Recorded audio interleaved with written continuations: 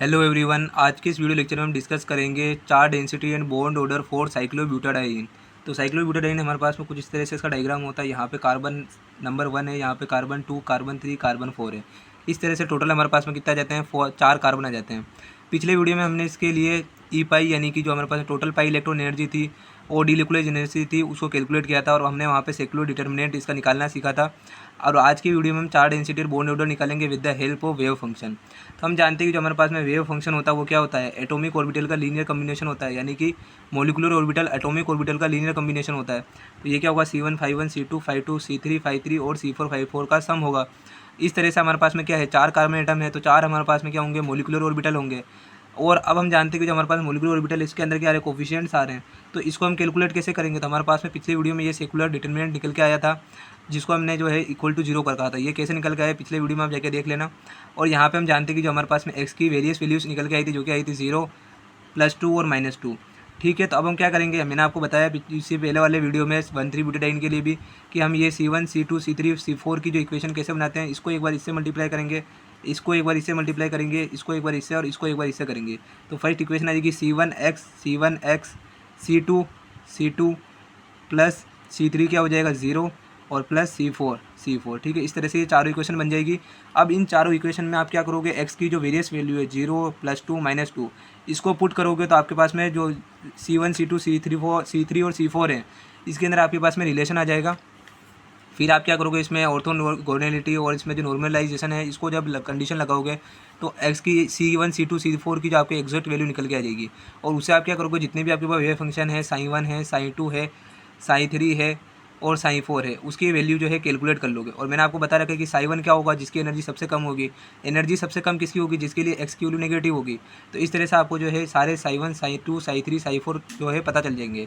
हम यहाँ पे कोफिशिएंट इसलिए कैलकुलेट नहीं करें क्योंकि बहुत लेंदी प्रोसेस है और पूरा जो है उसमें आधा एक घंटा तो उसमें लग जाएगा, इसलिए हम यहाँ पे कैलकुलेट करना चाह रहे हैं केवल वेव फंक्शन, जिसकी हेल्प से हम क्या करेंगे, चार डेंसिटी और बॉन्ड ऑर्डर को कैलकुलेट करेंगे।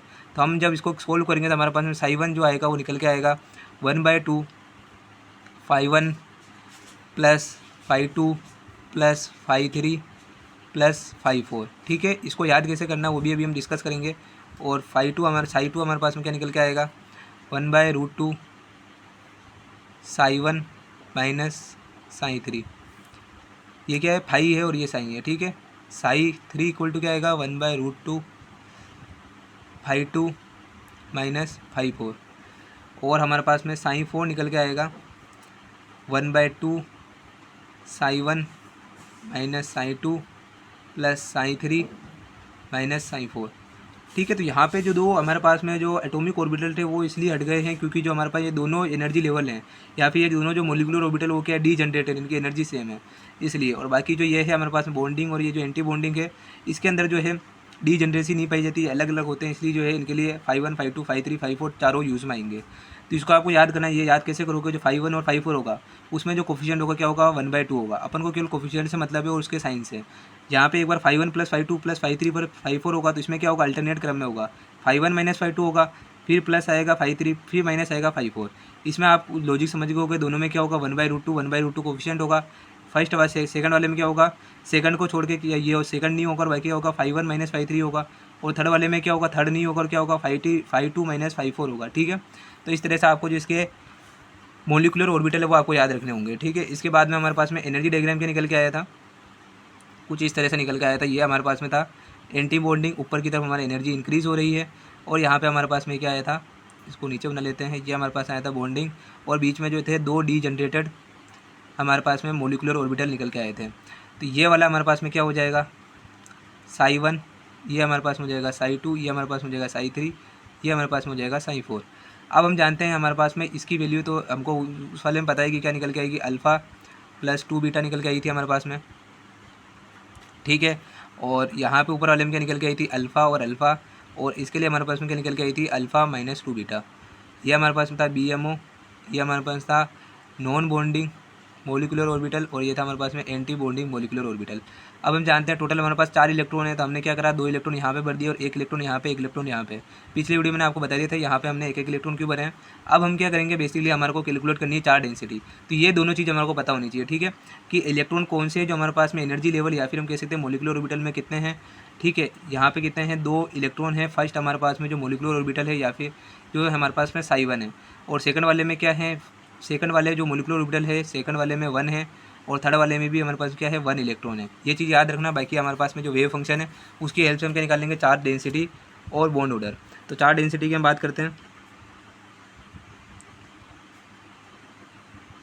चार्ज डेंसिटी का हमारे पास में फॉर्मूला होता है सिंपल सा, जो कि क्या होता है, चार्ज डेंसिटी इक्वल टू जो होती है हमारे पास में क्यू आई, जो कि ith कार्बन एटम के लिए निकालते हैं हम, वो इक्वल टू होती है summation of number of electron multiply bye हमारे पास में जो उसके कोफिशिएंट हैं एन आई का स्क्वायर। एन क्या है यहाँ पे, मोलिकुलर ऑर्बिटल, ठीक है, और आई क्या है हमारे पास में, एटॉमिक ऑर्बिटल है।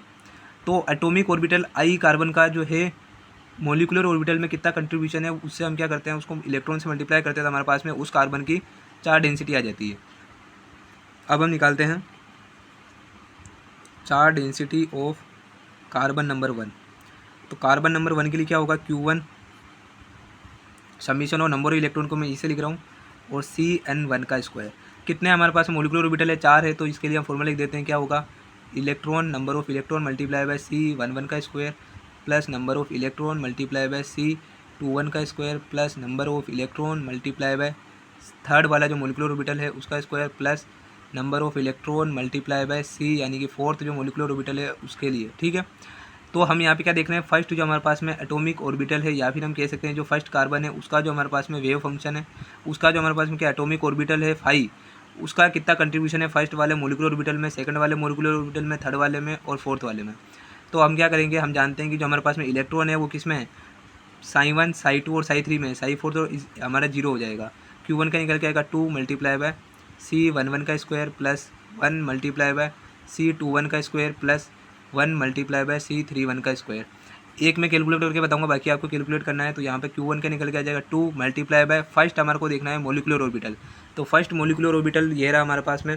फर्स्ट मोलिकुलर ऑर्बिटल में जितने भी हमारे पास में जो हमारा एटॉमिक ऑर्बिटल है उनका जो कोफिशिएंट है वो हमारे पास 1/2 और वो भी सब पॉजिटिव में है, ठीक है। तो यहाँ पर हमारे पास क्या आ जाएगा, 1/2 आ जाएगा इसका स्क्वायर प्लस 1 इंटू हमारे पास में सेकंड जो हमारे पास में क्या है मोलिकुलर ऑर्बिटल है, उसमें फर्स्ट वाला जो एटॉमिक ऑर्बिटल है उसका कंट्रीब्यूशन कितना है, सेकंड मोलिकुलर ऑर्बिटल में फर्स्ट वाले का कंट्रीब्यूशन प्लस में 1/√2 है।